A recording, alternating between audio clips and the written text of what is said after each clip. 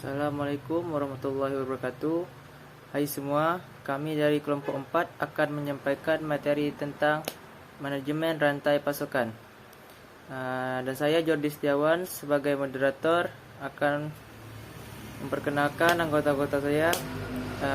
Ada Anissa Nabila Putri, Balkis Tura Maryam, Diana Dahari Mahnoza, dan Septia Suciadi. Baiklah, untuk pemateri pertama, Anissa Nabila Putri, dipersilahkan. Oke, baik. Di sini saya akan menjelaskan tentang pengertian manajemen rantai pasokan. Sebelum kita mengetahui nih apa itu manajemen rantai pasokan, pertama-tama kita harus tahu dulu apa itu rantai pasokan. Di sini ada rantai pasokan atau dalam bahasa Inggrisnya disebut sebagai supply chain. Ini merupakan jaringan perusahaan-perusahaan yang secara bersama-sama bekerja untuk menciptakan dan mengantarkan suatu produk sampai ke tangan pengguna akhir. Jadi perusahaan-perusahaan tersebut termasuk supplier, pabrik, distributor, toko, serta perusahaan pendukung seperti jasa logistik. Nah, yang perlu ditekankan dalam rantai pasokan, dia ini lebih membicarakan ke jaringan fisiknya gitu. Lebih membicarakan ke perusahaan-perusahaan yang terlibat di dalamnya. Ya, perusahaan itu contohnya perusahaan yang memasok bahan baku, perusahaan yang memproduksi barang, sampai ke perusahaan yang mengirimkan barang itu sampai ke tangan pengguna akhir. Nah, untuk supply chain ini dalam pengoperasiannya dia tuh bisa sangat kompleks karena perusahaan-perusahaannya itu bisa saja beroperasi di tempat yang berbeda-beda, bisa saja beroperasi di negara yang berbeda-beda juga. Makanya supply chain ini sangat kompleks. Nah, selanjutnya baru nih kita mengetahui tentang pengertian supply chain management atau rantai pasokan manajemen. Menurut Case, Aquilano, dan Jacob, supply chain management adalah sistem untuk menerapkan pendekatan secara total untuk mengelola seluruh aliran informasi, barang dan jasa dari bahan baku melalui pabrik dan gudang ke konsumen akhir. Nah, jadi di dalam manajemen rantai pasokan ini, dia lebih membicarakan ke metodenya, lebih membicarakan ke alat atau pendekatan yang digunakan dalam pengelolaannya. Seperti yang kita ketahui ya, tadi disebutkan bahwa supply chain itu kan sangat kompleks kan, bisa saja melewati batas-batas negara, bahkan batas-batas benua. Maka dari itu, dalam mengelola supply chain ini sangat-sangat membutuhkan metode serta kerjasama yang baik antara satu pelaku dengan pelaku lainnya. Agar apa? Agar hasil yang didapatkan itu sesuai dengan tujuan yang diinginkan. Dan satu lagi yang ditekankan dalam manajemen rantai pasokan ini, dia itu ingin memperlihatkan bahwa rangkaian aktivitas atau aliran-aliran barang tadi itu merupakan satu kesatuan gitu. Jadi antara supplier sampai ke tangan akhir di dalam manajemen rantai pasokan itu dia ingin ditunjukkan bahwa ini merupakan satu kesatuan gitu. Baik, pembahasan yang selanjutnya kita akan membahas tentang komponen supply chain. Jadi untuk sebuah rantai pasokan yang sederhana itu terdiri dari 4 komponen.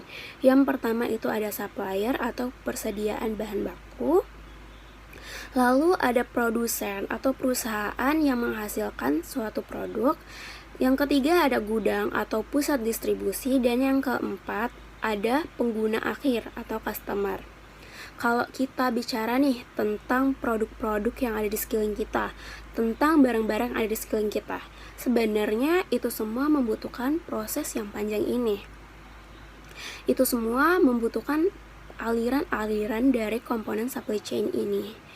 Nah, untuk lebih sederhananya lagi ya dalam memahami komponen supply chain ini, saya mau menganalogikan komponen supply chain ini ke dalam produk mie instan sebagai contoh kasusnya ya.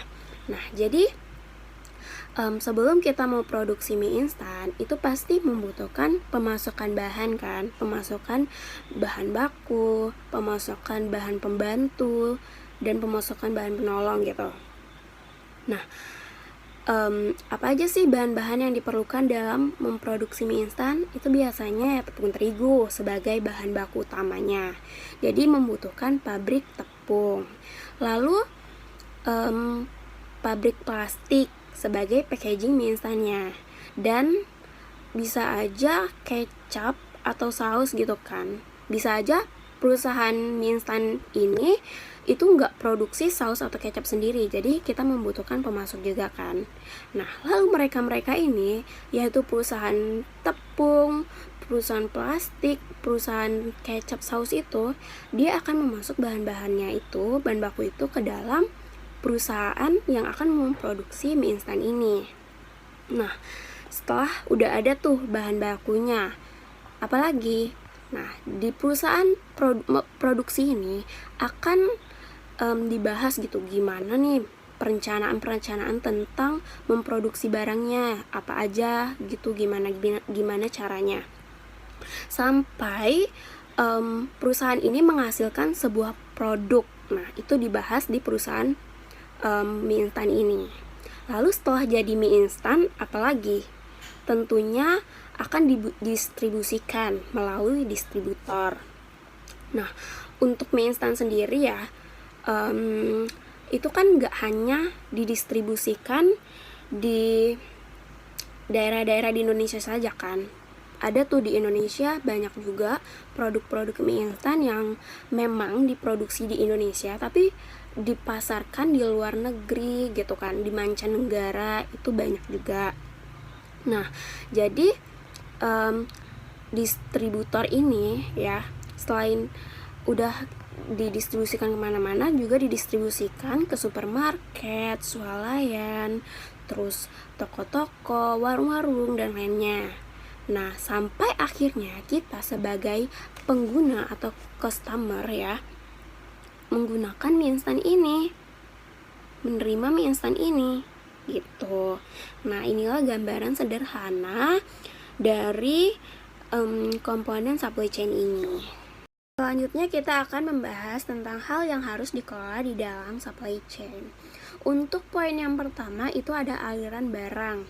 Nah, aliran barang ini kita udah ya bahas di slide-slide berikutnya. Ya, di slide-slide sebelumnya maksudnya. Kan itu aliran barang dimana itu dimulai dari supplier, terus nanti supplier memasuk bahan bakunya ke produsen atau ke perusahaan, lalu akan dioper ke distributor, dan nanti distributor akan mengalirkan produk itu ke user gitu atau pengguna akhir kan, ke kita. Nah, selanjutnya di samping aliran barang yang penting juga ya yang dikelola dalam supply chain itu ada aliran informasi dan aliran uang. Nah, di antara ketiga ini yang paling penting yang harus digarisbawahi itu adalah aliran informasi. Karena supply chain yang bagus dewasa ini adalah dimana dia bisa mengelola informasinya itu dengan baik gitu, yang bisa mendeliver produknya itu dengan tepat waktu, dengan on time gitu. Kalau dilihat perusahaan-perusahaan yang seperti itu adalah perusahaan yang bisa mengelola jaringan informasi ini dengan baik. Terus untuk jaringan informasi sendiri ya, kalau kita bahas lebih detail itu contohnya nih, misalnya kita bekerja di suatu perusahaan atau suatu pabrik gitu kan. Nah, terus tuh kita tahu nih perkembangan pabrik itu, terus kita tahu berapa stok yang tersedia di pabrik itu. Pokoknya kita tahu tuh informasi semuanya tentang pabrik itu, yang ada di pabrik itu. Maka untuk kedepannya kita akan lebih mudah meramalkan berapa yang akan kita produksi ke depannya gitu. Akan lebih mudah kita juga mengetahui berapa barang yang harus kita kirim gitu ke toko-toko. Terus kita juga tahu gitu berapa barang yang harus kita produksi hari ini. Jadi aliran informasi itu benar-benar sangat membantu di dalam suatu perusahaan. Lalu contoh selanjutnya nih, kita juga membutuhkan informasi ini dari supplier kan. Misalnya kita mengorder bahan baku gitu ke supplier. Nah, ketika kita tahu tuh informasi dari supplier kan, kita tahu nih orderan kita tuh bakalan sampai tepat waktu atau lambat gitu kan. Nah, itu akan membantu kita bekerja di pabrik gitu. Itu akan membantu kita bekerja dalam mengambil keputusan gitu. Apa nih yang harus kita lakukan jika barangnya lambat datang, bahan bakunya kan, apa yang harus kita lakukan jika barangnya cepat datang gitu. Nah, itu akan memudahkan kita dalam bekerja di suatu pabrik aliran informasi ini. Jadi kunci utama dari supply chain ini adalah bagaimana kita memanage informasi gitu.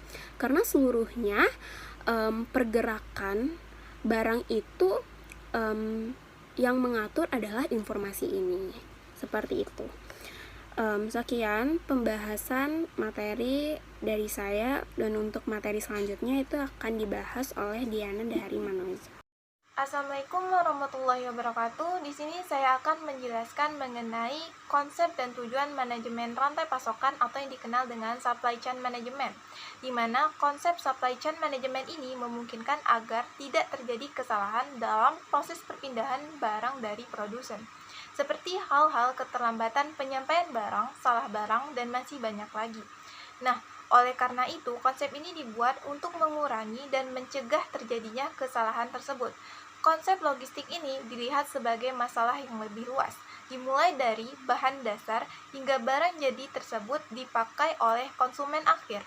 Oleh karena itu, konsep ini merupakan mata rantai penyedia barang. Selanjutnya ada tujuan manajemen rantai pasokan, di mana tujuan umum dari manajemen rantai pasokan sendiri adalah untuk menyeimbangkan antara permintaan dan juga penawaran agar lebih efektif dan juga efisien.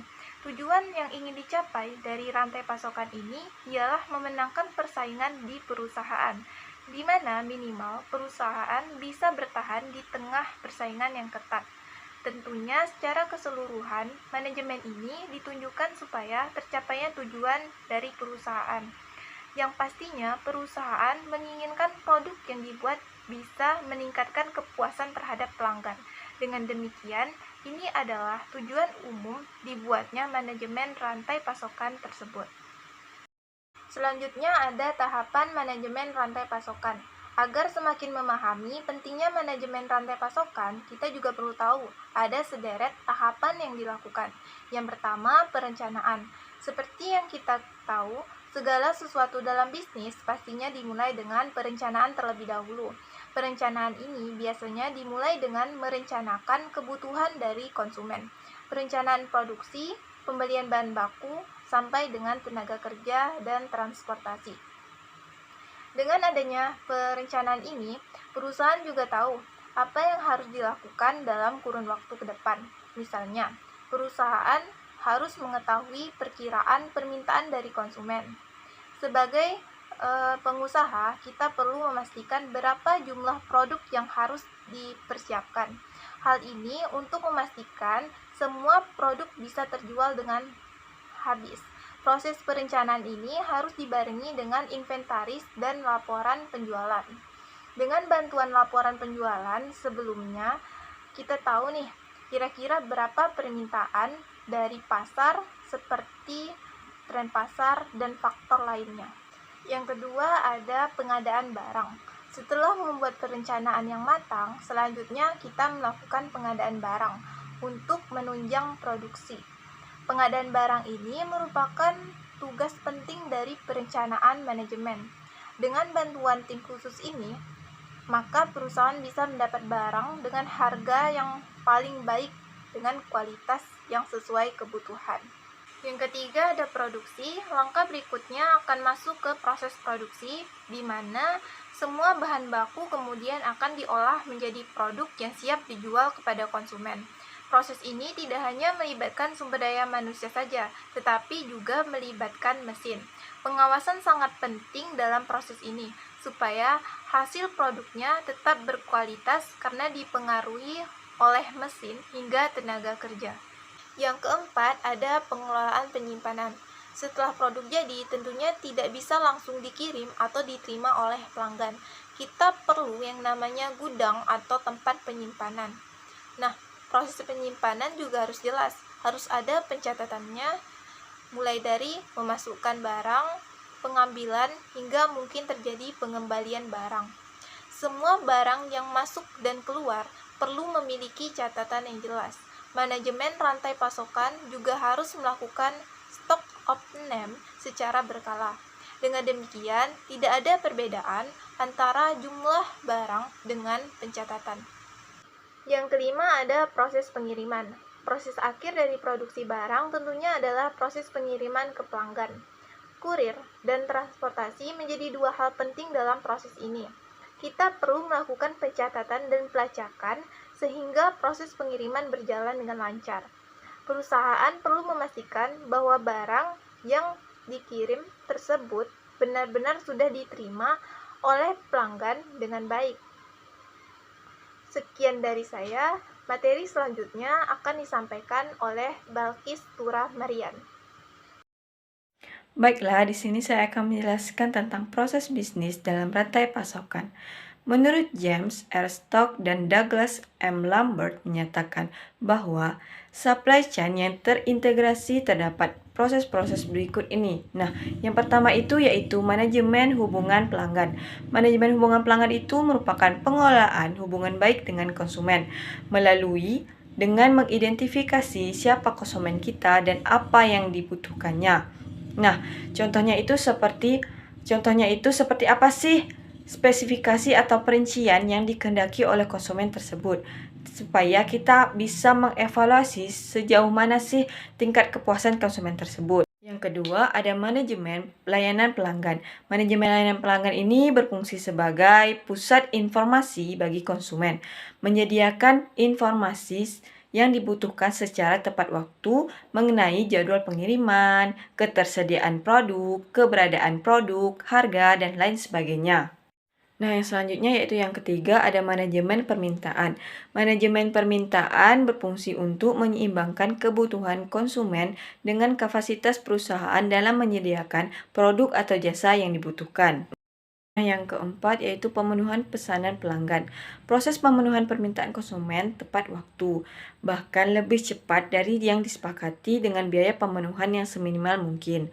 Memerlukan koordinasi yang baik dari setiap anggota supply chain. Tujuan utamanya itu untuk menciptakan suatu proses pemenuhan permintaan dengan lancar, mulai dari pemasok bahan baku sampai konsumen akhir. Yang kelima itu ada manajemen aliran manufaktur. Proses produksi yang diupayakan sedemikian rupa agar secepat mungkin dapat menyediakan produk yang diperlukan dengan tingkat persediaan yang minimal. Nah, untuk itu diperlukan persiapan yang memadai dan kesesuaian permintaan dengan kapasitas produksi. Nah, proses terakhir yaitu ada pengembangan produk dan komersialisasi. Nah, dimulai dengan evaluasi kebutuhan konsumen dan keluhan-keluhan yang ada dari produk yang telah ada. Nah, pengembangan produk baru memerlukan kerjasama yang baik dengan para pemasok untuk menjamin ketersediaan bahan baku yang diperlukan. Selain itu, perlu dipersiapkan teknologi bidang produksi yang dapat menunjang pengembangan produk ini. Materi selanjutnya ada jenis persediaan dalam manajemen rantai pasokan. Nah, di poin A yaitu ada bahan baku yang sudah kita ketahui bahan baku itu adalah mata rantai pertama di pabrik dan mata rantai terakhir yaitu terdapat pembuatan bahan akhir. Nah, bahan baku di pabrik dengan pembuatan produk akhir digabungkan dengan bahan penolong dan dengan teknologi diolah menjadi bahan setengah jadi dan bahan jadi. Nah, di poin B ini ada barang setengah jadi. Permulaan mata rantai ada di pabrik pembuatan bahan jadi. Seperti yang telah dijelaskan sebelumnya, bahan setengah jadi ini adalah hasil dari proses bahan baku. Barang setengah jadi boleh langsung diproses di pabrik yang sama untuk menjadi bahan jadi dan boleh juga dijual ke konsumen untuk sebagai komoditas. Nah, di poin C ini ada barang komoditas.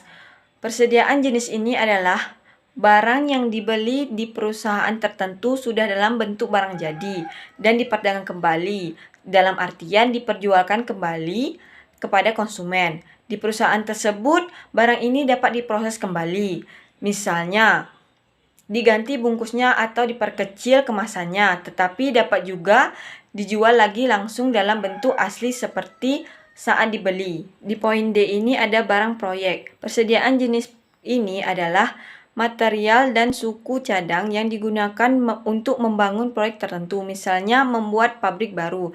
Nah, mata rantai panjangnya hampir sama dengan MRO material. Jadi, bermula dari pabrik pembuatan barang-barang tersebut dan berakhir di perusahaan pembuatan barang jadi yang dimaksud. Nah, sekian penjelasan dari saya. Selanjutnya akan dibacakan oleh Septia Suciadi. Baik, saya akan meneruskan presentasinya, yaitu saya akan menjelaskan tentang perencanaan berdasarkan permintaan. Prinsip dari supply chain yang optimal bukanlah membuat atau mengelola permintaan, melainkan merespon permintaan. Agar efektif harus ada penentuan target dan strategi target agar perencanaan tersebut terrealisasikan. Visibilitas dan kontrol. Sistem ini memberikan informasi terkait operasi bisnis secara real time. Data ini berfungsi untuk kontrol yang lebih baik dan permintaan keputusan yang cepat dan akurat. Pencegahan ataupun mitigasi masalah menjadi lebih baik dan SCM jadi lebih efektif. Selanjutnya yaitu membangun hubungan kemitraan yang kuat dengan supplier. Kemitraan ini dapat dicapai dengan membangun komunikasi dan dari dua arah, penjual dan pembeli. Nantinya hubungan yang baik dapat berdampak pada kemudahan transaksi, peningkatan performa masing-masing pihak, dan konflik yang minimal. Menitikberatkan fokus SCM pada pelanggan. Selain menentukan permintaan yang datang dari pelanggan, pengelolaan dan pembangun hubungan baik dengan pelanggan juga diperlukan.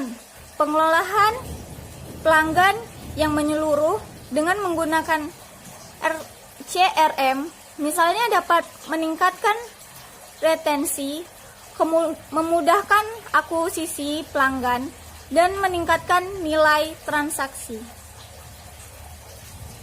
Selanjutnya ada melakukan review berkala dan pastikan rencana mitigasi resiko efektif. Orang yang harus terlibat dalamnya harus secara rutin meninjau prosedur dan kebijakan.